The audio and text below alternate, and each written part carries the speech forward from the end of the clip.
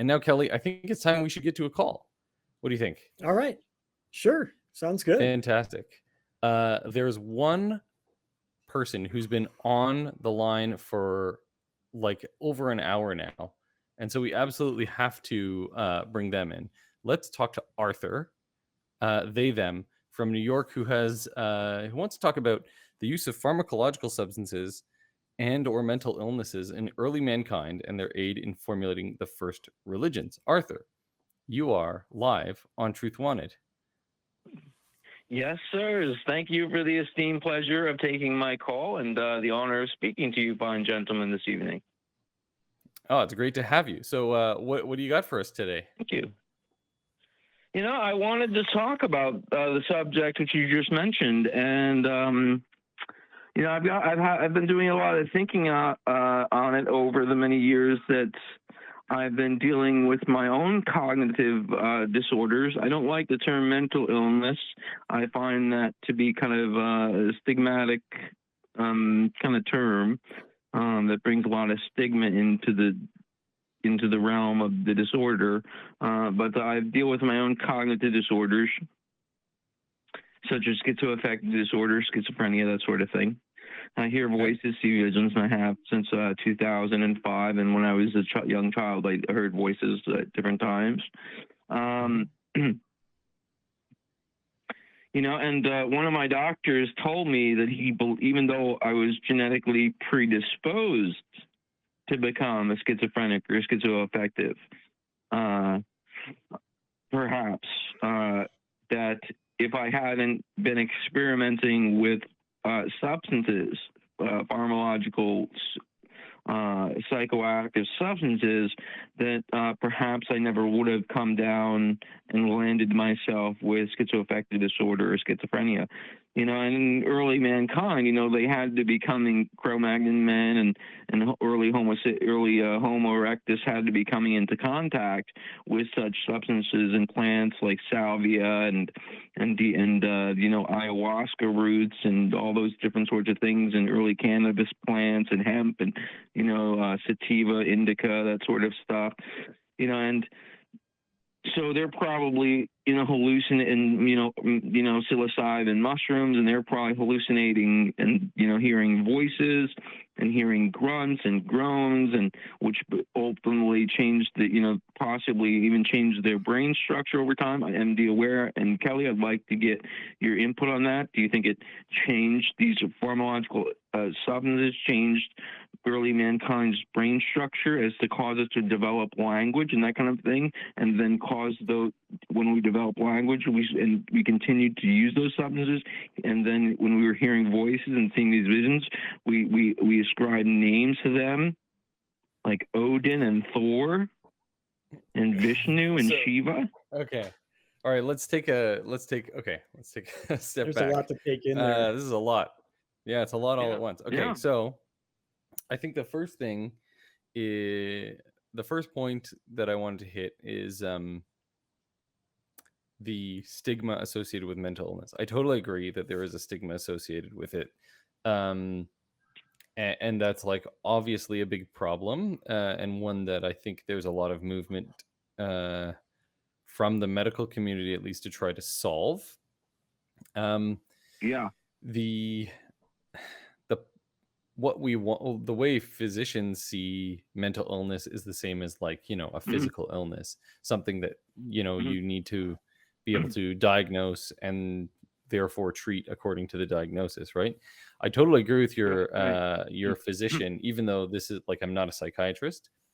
But absolutely there's like an interaction between everyone's genetics, which gives them their predispositions, and the environment that they're in, which includes, you know, not only the substances you take, but also, you know, the social situation you live in, what you're eating, what air you're exposed to, you know, like literally everything in your environment.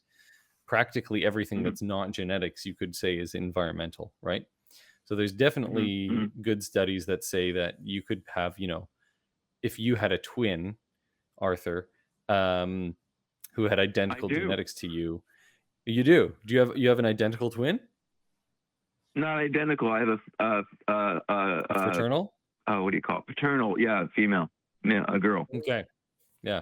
So I mean, say you had an identical twin, but I mean, obviously you're going to be very genetically similar to your twin.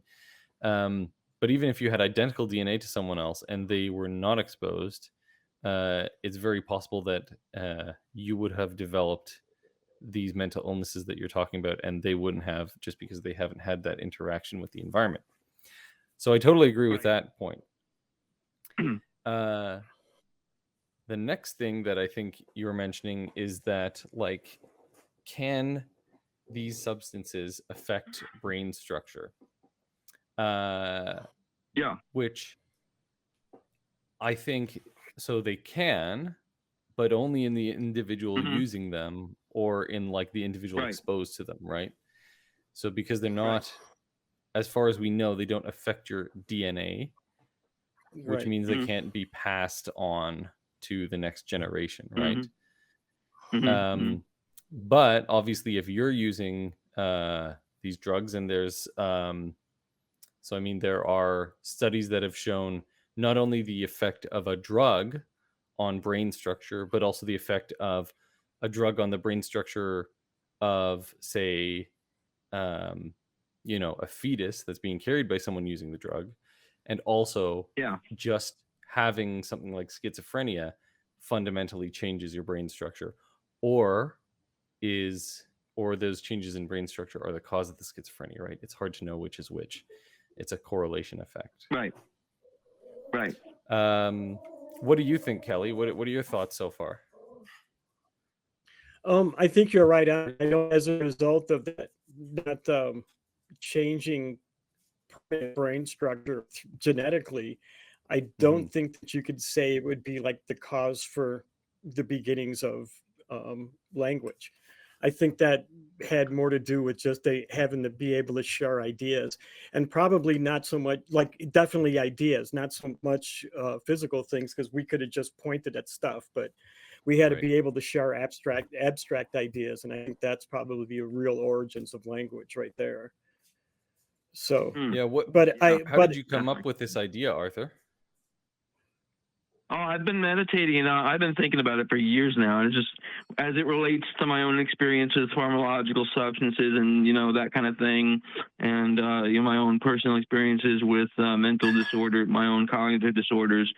I also suffer from PTSD from childhood trauma, and that can tend to affect my schizoaffective schizophrenia disorders. I think there's an interplay there, and not necessarily. Now, Kelley, I'd like to address, if you don't mind, what you just said, and then be aware about language and the aid of pharmacological substances on language in the brain. Now, Kelley, if you don't mind, could you just repeat really the tail end of what you said about you don't think that it's not necessarily pharmacological substances that affect the language? No, I think the language came about not because of some drugs that they were doing, but because of the need to share abstract ideas. Oh, okay, right.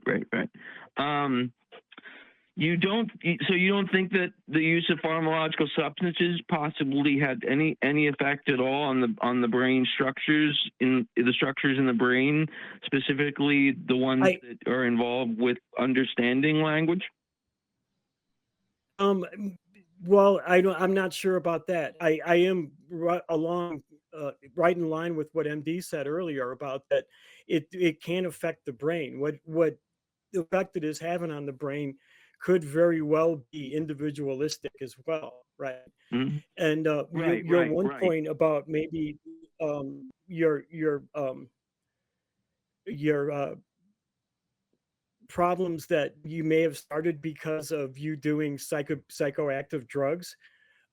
Just speaking from experience, I was on Grateful Dead tour for many years, and I saw this happen to a lot of people that seemed like they had a latent emotional or mental condition that was brought out when they took some kind of serious psychoactive. So that doesn't surprise me when the doctor told that, because I don't know that it's an actual fact, but like I said, in my experience, I've seen it happen quite a few times. Your idea about could this be like the beginnings of religion? Yes, totally. It could totally be beginnings of religion, and hearing voices could also contribute to the beginnings of religion. I have no problem believing that. MD Aware and Kelley, would you like to hear another theory of mine? And I'm sure you guys agree on this, especially Kelley and MD Aware. So obviously, in early societies of mankind, they had the Cro-Magnon men and the Homo erectus. They lived in caves, and eventually we had to leave those caves and start to build huts and houses and that sort of thing. We're just communal people. We don't really like to tend to live alone.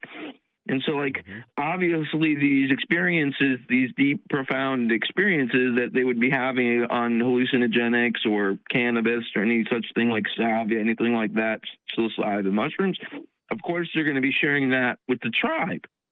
And, of course, there's a leader of the tribe, always a leader, that indoctrinates other people, right? The initiator. Mm-hmm. Yeah, you sound like you're trying to get us to you're leading us to something. What are you leading us to? Well, I'm not necessarily leading you to something. I'm just leading you to the idea that they share individuals maybe would go into a hut somewhere, or one individual or a whole group of individuals do these hallucinogenics, do these pharmaceuticals or pharmacological substances, to commune with these spirits and get these visions and hear these voices that they would see and hear when they were under the influence of these plants and substances. And then they would share them with the tribe, and then the tribe would say, oh yes, this is what this means, or the wise woman or the wise man would say, this is this voice, or that's this voice, and this is what this means and that means, and that's how ancient that would. I definitely think that a formal religion. I definitely think that that's the root, or that can be a potential cause of some ancient forms of spiritualism or religion or whatever you'd want to call it. I think it's hard to pin down that actually happened. I think we'll never know, right, what the true origin of the very first religion was, right? But I think the other thing that you bring up, that Kelley and I were talking about earlier, actually, is that there's a lot of misattribution of cause, right, involved there. So someone has a drug trip, and there's different ways to interpret that experience that you have, right? And we're all I think we're always interpreting our experiences, and then if we have a particularly strong one or a particularly emotional experience, like you might when you're taking some substance, you can interpret that as being a physical effect that a substance is having on your brain, or you can interpret it as somehow communing with spirits or a god or whatever, right? And I guess the difference is, do you think that it's that your experience is representing a true thing, or is it representing a misfiring of your brain, or not even a misfiring, but an expected and predictable response from your brain, right? And that's probably that misattribution is probably where some of these spiritual and religious beliefs come from. I totally agree with you from that perspective. What do you think, Kelley? Kelley, did you want to chime in? I think, a lot of people, when they take things like LSD or mushrooms or peyote, they do have what they would describe as a spiritual experience, right? So there is something happening there. And as MD said, that a lot of people identify the cause of that experience.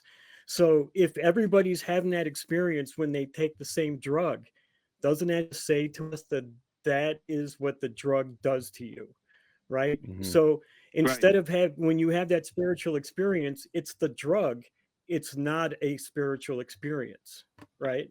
But Kelley, can I offer a counter? Because no one, not, and this is odd. I think one of your call screeners, your call screeners are awesome, by the way, guys. I got to give a shout out to the call screeners because they are epic. But he forgot to ask me if I was a theist. And I don't know if they asked this for Truth Wanted, so they might not. But they didn't ask me if I was a theist or an atheist or what I identify as there. And I teeter-totter between both because mostly I'm an anti-theist because I hate my father. You know what I mean? I really do hate him. I'm an anti-theist. But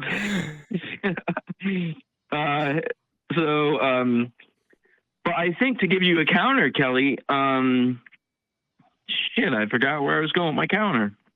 No, I can't give it to you. It was such a good counter. So what do you believe? What do you believe? What do I believe? Oh, yeah. I believe. Yeah, tell us what you believe. Because I'm extremely liberal with my beliefs. I wouldn't say I'm a Christian. I would say I'm a Taoist, a Buddhist. I have some Christian tendencies. I do believe in Elohim, Jehovah, whatever you want to call him. I think he's at the top of the rung. I believe in Vishnu, Shiva. I accept all the gods as individuals and deities alike. I believe that. But Arthur, how do you? It sounds like you sort of believe things that sound good to you, or that, I don't want to say make you feel good, but something along those lines, right? Do you approach the religious beliefs from an emotional perspective and an experiential perspective? I approach them from both, and I also approach them from a romantic perspective. The reason I choose, in the face of the fact that to me there almost is no evidence or proof, even though I have good evidence. I have some good anecdotal evidence that God exists, believe it or not. I got it in black and white. I'll give it to you if you want to hear it after I share this. But one of the reasons I believe is because of romance. I think spiritualism, spirituality, all the faith and the spiritual books of the world add a little bit of spice. You know, it's like what's you can't have. So you think the world is more interesting with all these religions, all these beliefs? Yeah. Is that it? Wouldn't it be a little? I mean, when who was it? Alexander the Great, or was it Alexander the Great, when he killed who he thought was the last Christian? He erected a statue for the last Christian that he thought he killed, because he thought he wanted a monument for the last Christian. And I think that says a lot.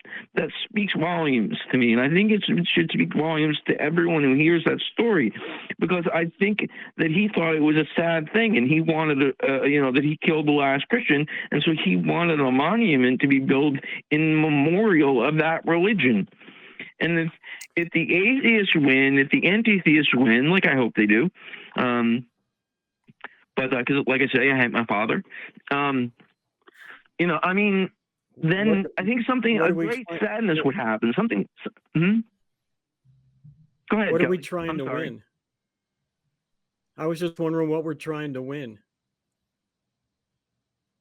Well, I'm sorry, Kelley. I don't mean to put you in the sense of like in all the. Some atheists are anti-theists, and you might not be an anti-theist. And I don't mean to put you in that category, but But even still, what is an anti-theist trying to win? I think they're trying to basically just get rid of organized religion altogether, and they want since anti-theists and atheists alike see religion and faith as irrationality. I think they would ultimately like to see everyone come to this enlightening moment where they can leave their faith behind and say, especially like Dave Warnock dying out loud, I have a lot of respect for Dave, but I can't wait to talk to him, and I haven't gotten the chance yet because I have so much sadness when he says that, like, he's never ever he says it all the time, and he says Christians devalue this life because they believe they're holding on to hope for another life, and that devalues this one. But my faith, my spirituality, and my faith, the faith I've come to believe in, because I do hear voices and see visions, and they trust me, they are amazing, and the things they say to me quite epic and amazing. And this world, I appreciate it all the more because I believe in another world. It's a very interesting perspective. And you know what, Arthur? Like, we've really enjoyed talking to you. So I want to say thank you for calling. We're going to have to cut it off there because we've got a couple of other calls to get to. But, you know, it's a very interesting point.